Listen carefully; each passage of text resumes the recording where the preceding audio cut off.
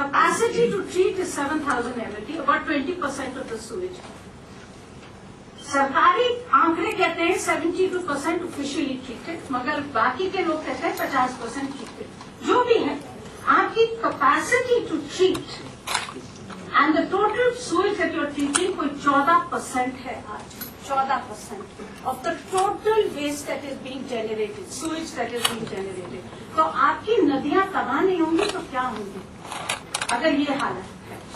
अगर आप गंगा बेसिन के मैप्स लीजिए, एक्सक्रीटा मैप बिल्कुल साफ होगी, यही चीज निकलती है। Sewage generation 12,000 MLD, capacity to treat कुछ है 4,700 MLD। आंकड़े मैच नहीं करते, सरकारी आंकड़ों में भी काफी अंतर है, मगर जो भी है निकल के आता है कि बहुत कम है। और वही चीज गंगा के अंदर, गंगा की मेन स्ट्रीम के अंदर भी वही निकल के आता है। मगर ये भी निकल के आता है कि जैसे हम प्लान करते हैं उतना ही शहर बढ़ता है, उतना ही सूरज बढ़ता है, उतना ही ड्रेनेज नहीं होता, तो उतना ही प्रदूषण बढ़ता है।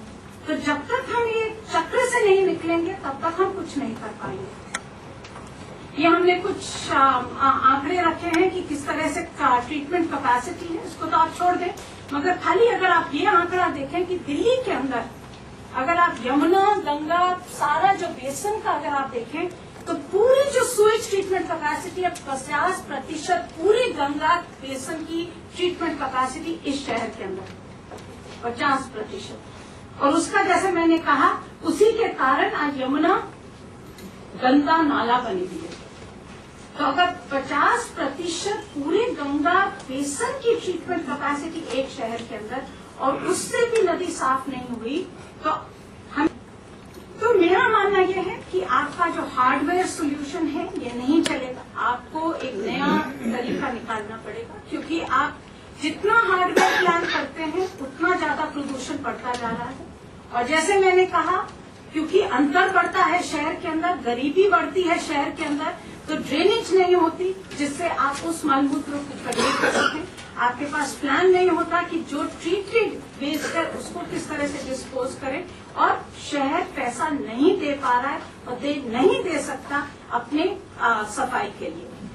हर नदी का आंकड़ा अगर आप देखें वही है, इसको जाने की कोई जरूरत नहीं है। मगर इसके अंदर ये हमने कोशिश यही करी थी कि कुछ सामने रखें कि कॉस्ट क्या होती है। क्योंकि बार बार मुझसे यही कहा जाता है हर मीटिंग के अंदर कि आप फिक्र मत करिए, इंफ्रास्ट्रक्चर बन जाएगा।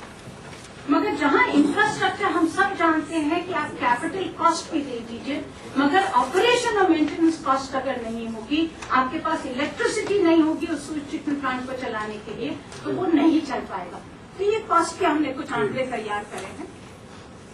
और अंत में बस यही 3-4 सुझाव रखना चाहूंगी। एक, जो एजेंडा होना चाहिए, एक मैं मानती हूँ कि अब समय आ गया है कि इस देश के अंदर एक minimum environmental flow, maximum environmental flow पूरी तरह से मैंडेट हो जाना चाहिए। और हर स्ट्रेच के लिए, पूरे स्ट्रेच के लिए ये मान लेना चाहिए कि हमें अगर नदी के अंदर पानी नहीं होगा, कितना भी हम सफाई कर लें उस नदी को, तो हम साफ नहीं कर पाएंगे नदी को।